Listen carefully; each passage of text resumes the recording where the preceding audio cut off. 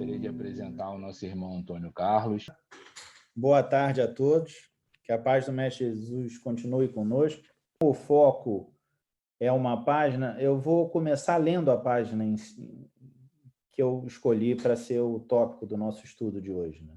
Como já foi dito, é o teu dom ao item 127, né, do livro Vinha de Luz, e se refere a uma passagem, é inspirado numa passagem de Paulo: não desprezes o dom que há em ti. Está em 1 Timóteo 4,14.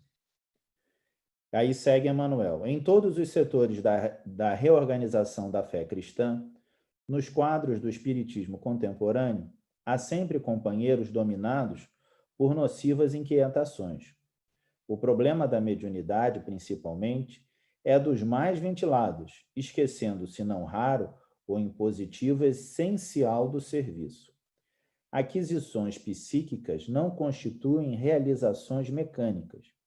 É indispensável aplicar nobremente as bênçãos já recebidas, a fim de que possamos solicitar concessões novas. Em toda parte, há insopitável ansiedade por recolher os dons do céu, sem nenhuma disposição sincera de espalhá-los a benefício de todos, em nome do divino doador. Entretanto, o campo de lutas e experiências terrestres é a obra extensa do Cristo, dentro da qual cada trabalhador se impõe certa particularidade de serviço. Diariamente, haverá mais farta distribuição de luz espiritual em favor de quantos se utilizam da luz que já lhes foi concedida, no engrandecimento e na paz da comunidade. Não é razoável, porém, conferir instrumentos novos a mãos ociosas, que entregam enxadas à ferrugem. Recorda, pois, meu amigo, que pode ser o intermediário do mestre em qualquer parte. Basta que compreendas a obrigação fundamental no trabalho do bem e atendas à vontade do Senhor, agindo incessantemente na concretização dos celestes desígnios. Não te aflijas, portanto, se ainda não recebeste a credencial para o intercâmbio direto com o plano invisível, sob o ponto de vista fenomênico. Se suspiras pela comunicação franca com os espíritos desencarnados, lembra-te que também és um espírito imortal, temporariamente na Terra, com o dever de aplicar o sublime dom de servir que há em ti mesmo. Então, essa passagem eu achei muito interessante porque ela foca na necessidade do trabalho associado à mediunidade, né? Eu lembro que um companheiro espiritual dizia que mediunidade é sinônimo de trabalho, né? Ela só funciona ligada ao trabalho, no fundo, ao trabalho no bem, né? Uma passagem que ele diz: aquisições psíquicas não constituem realizações mecânicas, ou seja, não basta só você repetir o rito associado à mediunidade. Você tem que preparar todo o seu organismo para aquilo, né? Lembrando lá a obra do André Luiz, aí eu até separei, montei aqui um desenhozinho que eu vou ver se eu consigo. Eu acho que eu consigo dividir aqui, né? Que é só lembrando, né? No trabalho do André Luiz, ele vem e apresenta, né, os centros de energia, né? Aí vamos ver se vai aparecer. Aí só lembrando, não é exatamente o homem venusiano, né, mas dá para o gasto, né? É só lembrando aqui o nosso foco, a pineal, né, que é o nosso primeiro elemento, é o nosso elemento de conexão, e o frontal, né? Os outros vão seguindo. É até interessante, né? Porque o André Luiz alinhou eles em linha reta e fala que eles estão um pouco relacionados aos órgãos. E se a gente os relacionasse aos órgãos, eles seriam um pouco mais ondulados, né? É até interessante que a cultura hinduísta tem as duas posturas, né? A ideia dos chakras, dos centros nervosos, não é mérito da doutrina espírita, né? As tradições orientais já apresentavam isso. Algumas apresentam elas nessa linha reta, como a gente está vendo aqui nesse esquema, né? Indo do sexual, né? O digestivo, o do baço, o cardíaco, né? O respiratório. Só que o nosso foco vai ser justamente nesses dois, porque são, digamos, os primeiros associados ao trabalho da mediunidade. Né? Que o André Luiz fala lá da pineal? Ele fala que a pineal é uma glândula que ela tem cristais, né? São mais ou menos uma estrutura como essa aqui, assim, né? Cada pontinho preto desse, né? Vou ressaltar aqui, seria um desses cristais. Esses cristais vão funcionar, de fato, como se fossem uma antena, né? É igualzinho a ideia da antena que a gente tinha em casa antigamente. E lembra quando todo mundo aqui já viu isso, quando a imagem estava ruim, que a gente prendia aquele bombril na antena para melhorar? A gente estava concentrando as emissões. Aí o que eu quis desenhar é isso. A inspiração, a informação vem da pátria espiritual, atinge esses cristais vão vibrando e vão transmitindo a informação, né? A mediunidade é uma coisa muito interessante, ela tem um processo intimamente físico, mas ela é dominada, ela é definida por valores morais. A moralidade, no fundo, é que vai ajudar essa propagação dessas ondas, né? Porque quanto mais elas se propagarem, melhor você está recebendo essa informação do divino, né? Da pátria espiritual, porque, na verdade, estamos todos vivos, né? É muito interessante que a doutrina espírita, né, ela, se vocês repararem, ela acaba com a sombra da morte, né? Jesus já dizia para não ter muito mais medo da morte, não temer a morte, mas a doutrina nos mostra que a morte, na verdade, não é nada. A morte só se opõe ao nascimento. A vida é algo muito maior, né? Tanto que a gente usa, às vezes, a vida além da vida, né? Só que, do ponto de vista do fenômeno, a gente pode dizer que é nascer e morrer, esses fenômenos, sim, opostos, e a vida permeando todo esse conjunto de valores. Então, a gente tem essa nossa pineal, que é a nossa antena. Essa informação chegando para no nosso frontal, que é, no fundo, quem controla toda a nossa ação consciente. Isso a gente já sabe. O nosso frontal, todo o seu consciente, ele é relacionado onde está aqui, no frontal, né? É o frontal que define, é ele que traz tudo que você vai reagir. É ele, digamos, o primeiro elemento. Ele é o nosso processador, é ele que vai trabalhar essa informação que ele recebe. Só que ele precisa de um corpo equilibrado, não só fisicamente, porque há esse componente imaterial, moral, que modula, né? É como se a gente tivesse uma coisa assim, a gente pode pensar que a onda espiritual e em cima dela eu tenho uma onda material, né? Só que o que você quer é o conjunto da informação toda. Se só tiver a onda material, o que você vai ver é só parte do que está acontecendo, né? Você só vai entender parte daquilo que está limitado, né? E tem uma coisa interessante. Quanto mais a gente achar que o dom é nosso e não um empréstimo que a gente tem de Deus, né? A espiritualidade superior nos doa, nos empresta um corpo que é apto a essa manifestação. Não é mérito nosso, né? Um exemplo prático que a doutrina espírita é recheada: médiuns de efeito físico sem valores morais. O que acontece? O desencarne deles é sempre complicado. É desastre, é assassinato, cai do penhasco, porque ele vive em desequilíbrio. Ele tem uma capacidade energética psíquica enorme, se desequilibra e já não consegue manter, ou seja, desequilibrado, ele já está fora, ele é um instrumento desafinado, ele está atrapalhando a orquestra. Então, dali, ele se faz refém de todas as sortes das vibrações negativas que podem acometer a ele. O Peixotinho falava que ele tinha uma vida muito correta, não só pela necessidade que ele sabia que tinha que ter correto, mas também do medo do que poderia acontecer com ele se ele não fosse correto. O Peixotinho é um caso muito interessante, porque era um homem muito magro, não muito, relativamente baixo, né?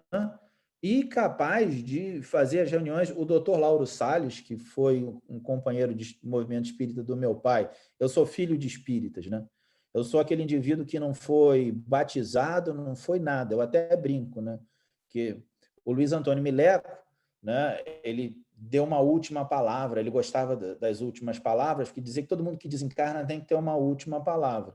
Aí o Luiz Antônio Mileco falava: desígnio divino, cumpra-se.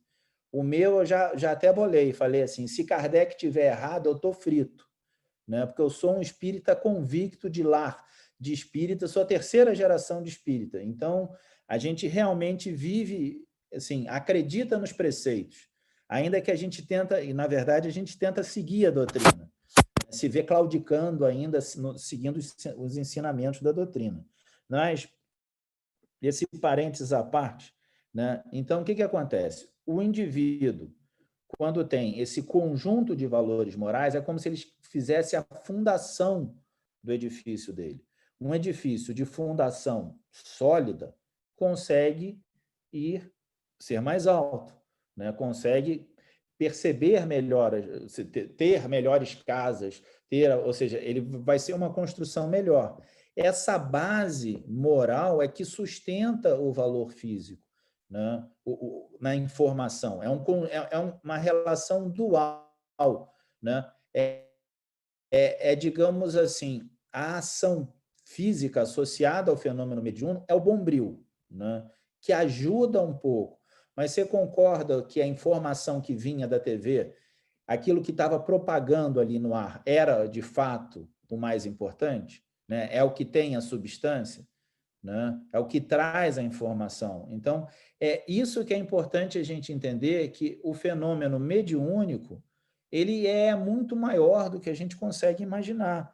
Ele se aplica não é, digamos, não foi criação da doutrina. Aliás, é um ponto muito interessante, que a doutrina nunca criou nada, né? Como é que, eu acho muito curioso, se você parar para pensar, como é que uma coisa, uma ação assim, que não apresenta nenhuma originalidade no fenômeno que estuda, consegue ter o alcance gigantesco que tem a doutrina, né? Porque, no fundo, a gente não sabia como lidar com essa informação. Foi o Kardec que ordena e orienta isso de uma forma ímpar, né? É realmente um ser diferenciado, né? O Kardec era uma inteligência daquelas que não aparece toda hora nesse planeta, porque conseguir perceber isso e conseguir levar isso à sociedade é um trabalho enorme, mas que demanda o quê? Mérito, vontade de trabalho, né? E, acima de tudo, essa vontade de trabalho no bem, né? Porque quando você trabalha no bem, você se renova, né? A nossa ação se renova. Vou dar um exemplo concreto, relativamente conhecido. O doutor Jorge Andréa teve 7 filhos. Durante o parto do 6º filho, né, ele era oficial da aeronáutica, médico, mas 6 já estava pesado. Ele não tinha condição, né, de ter mais um filho. Então, durante o parto do 6º filho, ele pede que o médico, e de consentimento da esposa, que cortassem as trompas, que é uma coisa um pouco mais, digamos, extrema do que a simples ligadura das trompas ou a laqueadura, eu acho que é o nome também, que seriam, esse é o processo mais extremo, você literalmente corta, né, para garantir que não fosse possível uma nova gravidez. A esposa dele, um belo dia, se vê diante da janela e sente que um espírito a pede para reencarnar. E ela se oferece. Esse processo dela se oferecer faz com que o corpo refaça as trompas, né? E ela até comenta ao marido, que fala: estou grávida. Não, impossível você estar grávida, né? Mas estava grávida, veio o 7º filho. Qual foi a consequência dessa ação no bem de aceitar um filho que não estava no planejamento dela? Ela tinha fluido vital no planejamento original dela, 70 anos. E ela viveu 84. Esses 14 foram um empréstimo que a espiritualidade deu a ela, já que ela assumiu um trabalho que não era o dela, né? Ou seja, se dispôs além daquilo, né? Ela conseguiu esse empréstimo adicional, né? Para conseguir dar conta desse novo trabalho, desse novo processo dela, né? Então, a gente tem que entender que a relação física e material é muito mais complexa do que a gente consegue imaginar, né? O poder do passe, até hoje, a gente não sabe direito como é que funciona o passe.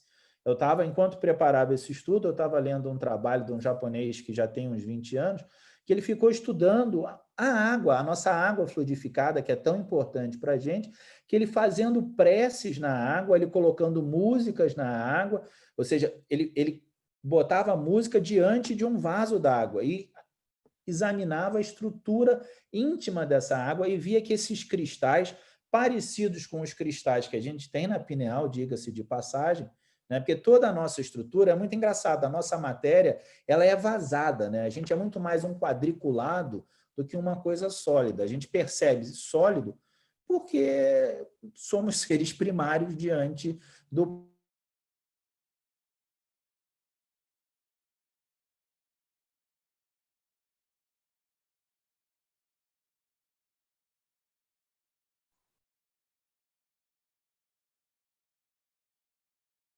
Antônio, travou sua imagem, seu áudio.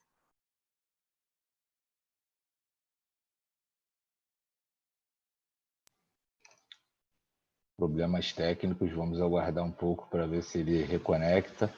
Tudo irradia, inclusive a minha conexão da internet que irradiou para outro lugar. Né? Estou de volta aí. Né? Mas o fato é isso.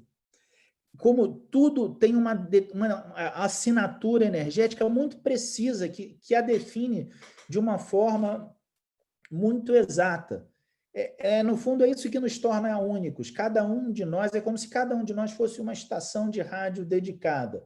Você tem uma sintonia a ser trabalhada. Mas concorda que se você tem a sintonia, você é uma sintonia. É você que vai determinar a sua ação. Né? E pensem no seguinte, a natureza, ela nos mostrou, sejamos materialistas, né? Por um momento. Sou materialista. O que a natureza nos mostra? Que ela sempre escolhe o caminho mais efetivo, o caminho que ela gasta menos energia. Né? É assim que se deu a evolução material do ser. Então, se eu for materialista, eu aceito que a natureza trabalha desse jeito de sempre economia de energia, porque quando eu me torno religioso, quando eu aceito o outro lado, vou achar que seria diferente. A mediunidade e a maior capacidade mediúnica tem que ir com quem? Com quem consegue melhor trabalhar para as pessoas. Porque assim esse processo se espalha mais, assim ele se renova mais, assim ele é mais efetivo. Né? A mediunidade é trabalho e trabalho para o outro, não é para si.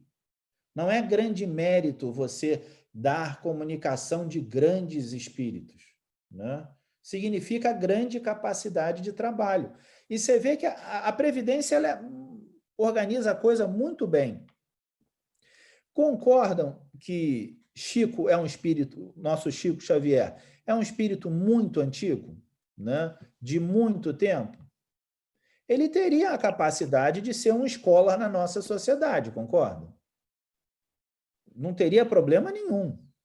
Agora, uma escola que escrevesse como 80 autores parnasianos, o que o pessoal ia dizer? Grande escritor. Tão inteligente, tão estudado, capaz de copiar eles ao extremo. É muito mais interessante que ele seja uma pessoa que não tenha conseguido grandes méritos intelectuais. Porque aí chama atenção para o fenômeno.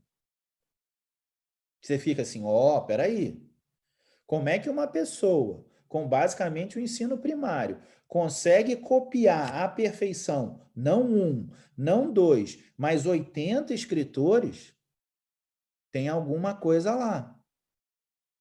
E é interessante, eu lembro bem, eu tive uma conhecida que visitou o Chico um pouco antes dele desencarnar. E esses espíritos, quando já estão no final da experiência, eles acabam se soltando um pouco, né? O Chico sempre muito humilde, mas ele era um pouco solto. Aí ele estava contando muito assim, alegre com a situação que tinha acontecido. Uma companheira tinha assim, Chico, eu queria tanto ser como você. Aí o Chico virou, não queria não. Porque todo mundo só pensa do Chico, do Emanuel, do André Luiz, né? Mas esquece do Chico da perseguição às 4 horas da manhã, esquece do Chico que dormia às vezes 2, 3 horas, meses e meses a fio, por conta de todas as dificuldades de manter o trabalho, manter a casa espírita, escrever os livros, né? Não esquece do Chico que não podia usar uma peruca, que o movimento espírita... Aí você vê o quanto a gente é atrasado. A gente reclamava porque o indivíduo usava peruca, né? E achava um absurdo ele usar peruca, e se discutia isso, se perdia um tempo danado. Eu quero saber lá a cor de peruca que ele usa, deixa ele, né? A gente tem essa dificuldade ainda, somos ainda muito mesquinhos, a gente quer muito interpretar as coisas de acordo com os nossos valores, a gente acha que tem que ser do jeito que eu quero, se não for, está errado, né? No fundo, o processo obsessivo, ele deriva muito disso, deriva da pessoa não aceitar as dificuldades dela. O processo de obsessão é antes auto-obsessão, porque ele é uma chamada ao trabalho, por exemplo, né? Pensem o seguinte, o Máscara de Ferro com Divaldo, só lembrando, né, quem talvez não saiba, Máscara de Ferro foi um espírito obsessor do Divaldo que ficou anos a fio com ele e cobrava, Divaldo, né, você é uma pessoa ruim, o Divaldo falando, eu mudei, não, eu não acredito que você mudou, eu vou continuar te perseguindo porque eu não acredito que você mudou. E mantendo esse passo, e mantendo perseguindo o Divaldo. Só parou quando Divaldo ajudou uma criança e essa criança havia sido a mãe do Máscara de Ferro em outra empreitada. Então, com isso, ele, não, mudou e ele se desarma daquilo. O importante é que a gente assuma as rédeas do nosso destino. Somos senhores do nosso destino. A doutrina espírita tem algumas coisas que são espetaculares, né? A minha filha reclama que eu gosto muito do espiritismo. Eu falo para ela, eu gosto mesmo, faz muito sentido para mim, né? Pensem o seguinte, se a gente olha a psicologia, basicamente há duas linhas, né? Há a linha do tabula rasa, nós nascemos sim, como um quadro em branco que a vida e a experiência vai se escrever, e outros que nós somos o somatório das nossas experiências pregressas, nossos efeitos, a nossa genética, a nossa mecânica cerebral, a nossa relação, todo o nosso dinamismo do nosso corpo é que vai ditar a forma que a gente vê o mundo. Aí vem a doutrina e faz o quê? Junta os dois. Porque somos tábula rasa quando reencarnamos e temos o passado apagado. Somos lembrança genética quando reencarnamos com as consequências de todos os nossos atos, né? Esse nosso passado, essa nossa bagagem espiritual que se manifesta e que acaba ditando muito, às vezes, das nossas ações, porque é a nossa dificuldade de se reformular, é a nossa dificuldade de olhar o homem de ontem e falar assim, não, isso aqui está errado.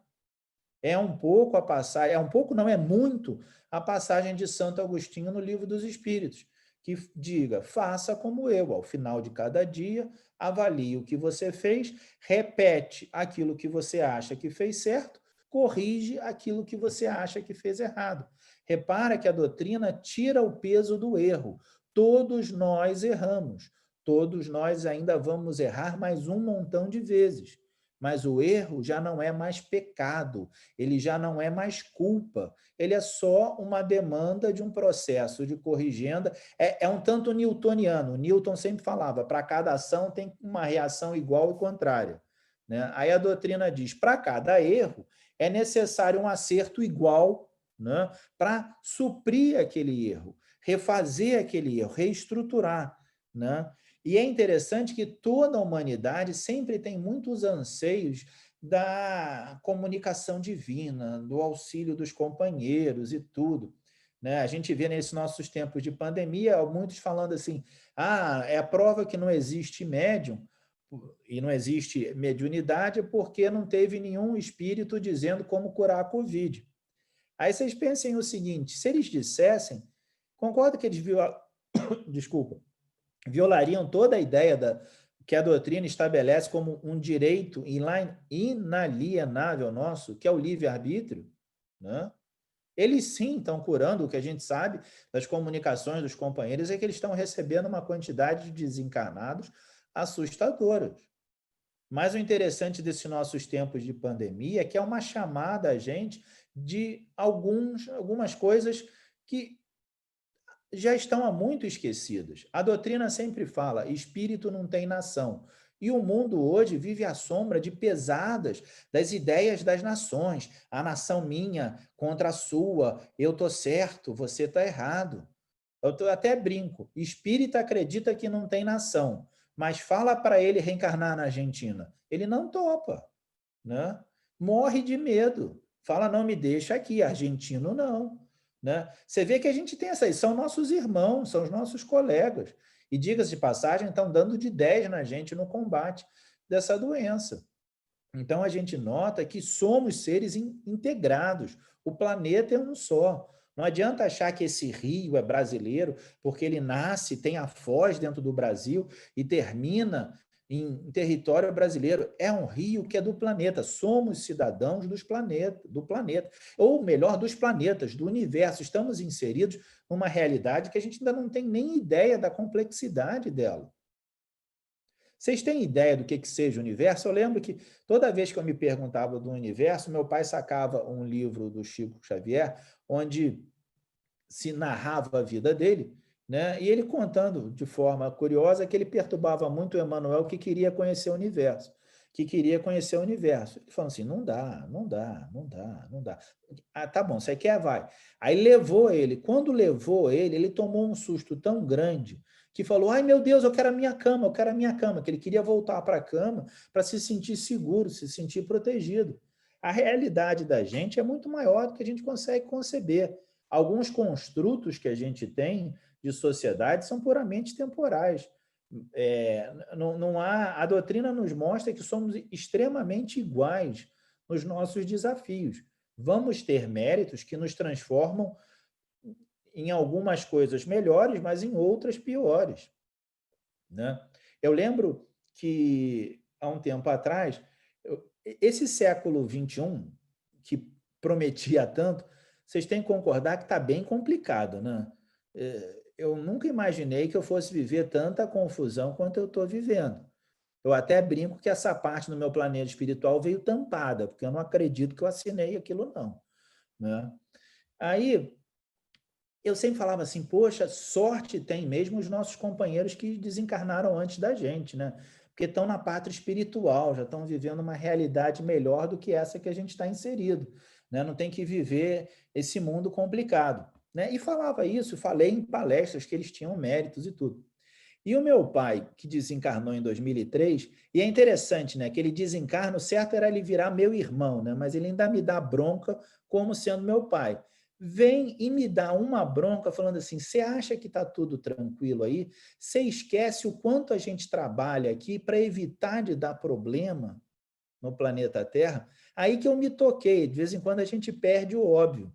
Pensem o seguinte, quando a União Soviética se desmantelou, são acho que 200 mísseis nucleares. Dava para destruir o planeta mais de 10 vezes. Eles se desmantelaram e ninguém lançou nenhum míssil. Vocês imaginem o trabalho que isso deu? Né? Vocês imaginem quantos desastres que quase aconteceram e que a gente sempre fala assim, poxa, ainda bem não aconteceu. Quantas pessoas trabalharam nisso? Né?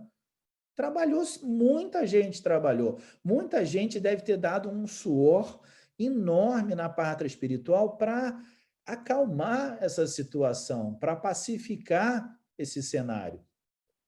E a gente não tem ideia do quanto eles trabalham, né? Então, eu parei de dizer que eles estavam em vantagem por estar na pátria espiritual e estou muito mais reconhecendo o trabalho deles. Vocês imaginem chegando a quantidade de mortos que temos constantemente no mundo todo, quantidade de gente desajustada, desequilibrada, sem saber que morreu, né?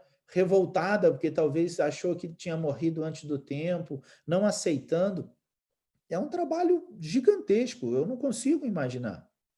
Eu não consigo mensurar qual deve o volume de trabalho que esse pessoal toca, né? Mas deve ser qualquer coisa de impressionante.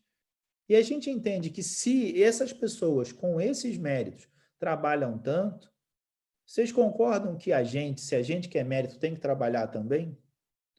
A prova que eu não tenho moralidade é que eu lembro, quando eu li Nosso Lar, a parte que mais me pegou no Nosso Lar não foi nada a não ser o trecho que o prefeito do Nosso Lar fala: não tira férias há 150 anos. Isso em 1960. Eu dou doido para saber se ele tirou férias de 60 para cá, porque senão ele já está há 200 e tantos anos sem férias. Vocês conseguem imaginar a capacidade do indivíduo de trabalhar 200 anos sem férias? Eu trabalho 11 meses e fico rogando a Deus, pelo amor de Deus, cadê minhas férias? Né? E trabalhos incessantes, em ritmos possivelmente alucinantes, apaixonantes, né? A gente consegue ter um pouco a ideia quando a gente pensa assim, o grande artista, quando ele produz a obra, para quem está de fora, realmente parece fácil, né? Eu lembro bem de um biógrafo do Michelangelo que disse que o Michelangelo, perguntaram para o Michelangelo como ele faria o cavalo perfeito no mármore. Ele falou, simples, eu pego o mármore, tiro o que não é cavalo, o que sobrou é cavalo, né? Mas ele trabalhava de forma maníaca, né? Dizem que quando ele estava fazendo a Capela Sistina, já estava aquilo um espetáculo, mas ele não estava muito contente, trabalhando horas a finco. Aí ele vai numa taverna beber um vinho, aí o vinho era feito no fígado do boi, só que aí você tinha que, a cada nova colheita de uva, você tinha que usar um outro fígado do boi, mas alguns restaurantes, né, vamos chamar assim de restaurante, o reutilizavam esse fígado, então que fazia que o vinho azedasse. Ele bebe o vinho, claro, o vinho está azedo, aí ele pensa, vinho novo em receptáculos novos. E tem a ideia, e aí volta e pinta em cima, e a gente tem a Capela Sistina como a gente conhece, num processo quase que maníaco, né, de sair correndo numa noite e voltar a trabalhar, né? É o Arquimedes com o Eureka, né? Que quando ele tem a ideia daquilo, sai nu pela cidade, berrando aquilo. Então, a gente vê que, quando se trabalha de forma apaixonada, ela é intensa. Por que o trabalho no bem seria diferente? Ele tem que ser apaixonado, ele tem que ser intenso, porque, senão, ele não vai mudar. Quem ele deve mudar? Que somos nós mesmos. Somos nós que precisamos mudar pelo trabalho. Somos nós que somos, digamos, seres tão acostumados ao nosso pensamento, ao nosso raciocínio, à nossa lógica, que temos dificuldade de conceber um mundo que não vive de acordo com as nossas leis. E daí o nosso dilema, o nosso sofrimento, a nossa dificuldade, a nossa, às vezes, processo de inaceitação, nessa dificuldade de aceitação da realidade. A realidade é, ponto. O que a gente tem que fazer é trabalhar com afinco, com dedicação. Não adianta a gente ficar discutindo, eu gostaria disso, eu gostaria daquilo, gostaria de aquilo outro, né? A gente vê que, por exemplo, mediunidade, quando desequilibrada, sempre dá errado. O médium, se não tem mais assim, extensivo, se não tem um estrito rigor da sua atuação, da sua função, alguma coisa dá muito errada na vida dele, né?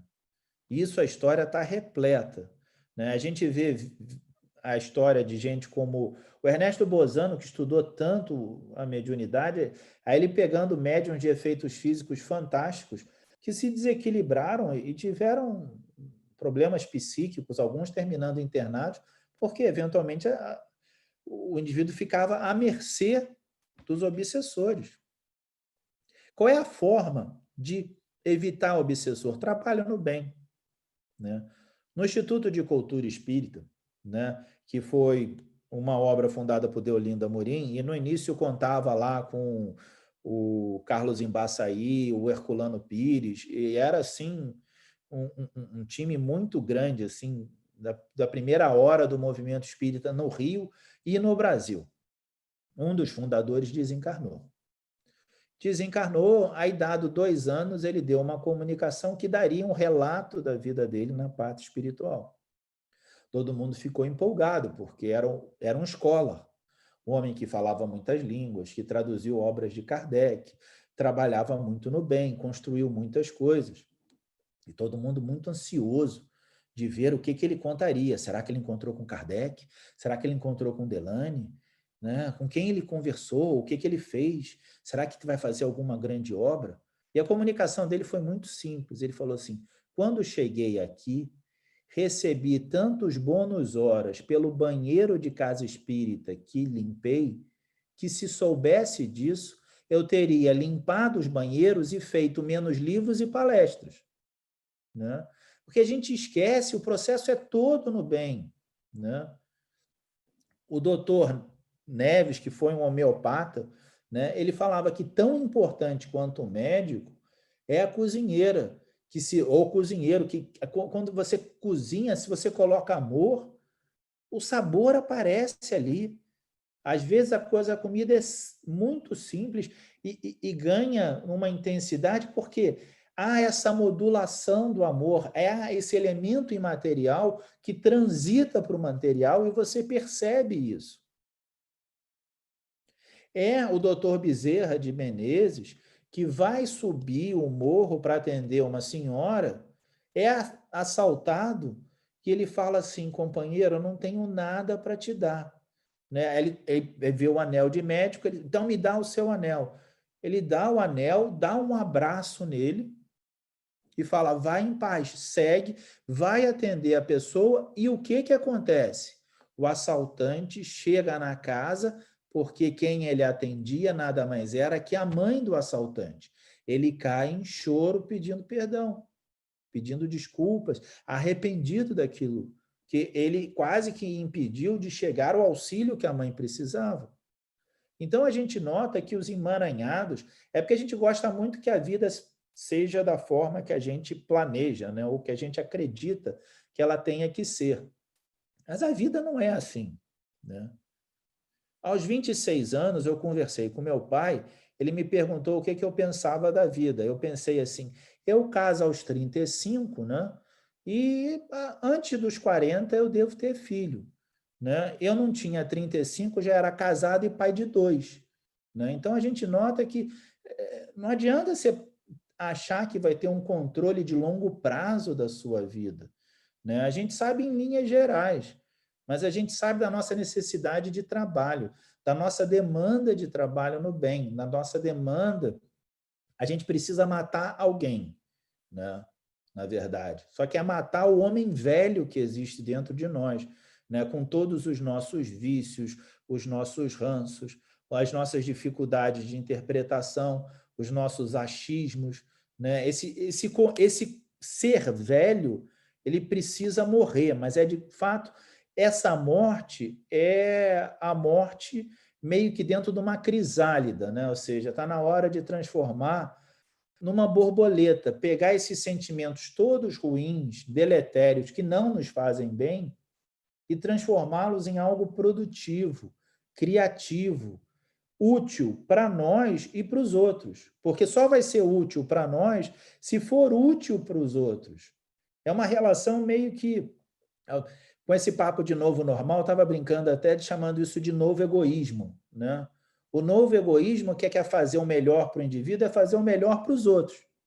Porque aí sim vai ser o melhor para você. Né? O indivíduo só melhora quando ele se doa. É um processo de você jogar para o meio, trabalhar para o meio. É lembrar que Deus é o divino doador, como diz aqui na passagem, né? Que Jesus fez um trabalho, uma obra enorme. Parem para pensar. De acordo com o Livro dos Espíritos, o maior exemplo, digamos assim, o ser mais completo que aqui reencarnou foi o Mestre Jesus. Se ele foi o mais completo, vocês concordam que ele possuía todas as capacidades mediúnicas? Se ele possuía todas as capacidades mediúnicas, o que o impediria, quando preso, ou seja, porque ele foi preso, e ainda estou falando antes de ser açoitado, ou seja, ainda no vigor do seu ser, no vigor de todas as suas capacidades físicas. O que o impediria de desaparecer da prisão e não voltar lá para nunca mais? Ele poderia fazer isso simplesmente. Desaparecia da cadeia. Eu até penso que no momento do julgamento, eu acho que o que se esperava era que ele fizessem alguma dessa magia, desaparecesse e aparecesse em outro lugar. Queriam transformar aquilo num circo. Mas transformar aquilo num circo seria vilipendiar tudo aquilo que ele estava trabalhando, todo o conjunto de valores que ele estava trabalhando. Então, ele passa por aquilo tudo. E, digamos de passagem, para o ser como é o Mestre Jesus, nós devemos ser tão óbvios como formigas são óbvias para nós. Concorda que a gente, olhando as formigas, a gente sabe exatamente para onde elas vão caminhar? Né? Então, ele devia perceber e sabia de todas essas dificuldades, e ele não fugiu de nenhuma. Ele se entrega àquilo, se doa. Se o nosso exemplo é de doação maior, por que então teríamos que ser diferentes? É necessário que a gente se doe dentro dos nossos limites. Nenhum de nós é um grande revolucionário, mas todos nós somos as formiguinhas, as operárias, né? Então, nós temos que trabalhar em conjunto. É um trabalho coletivo, é uma construção coletiva. Somos importantes por trabalharmos um com os outros.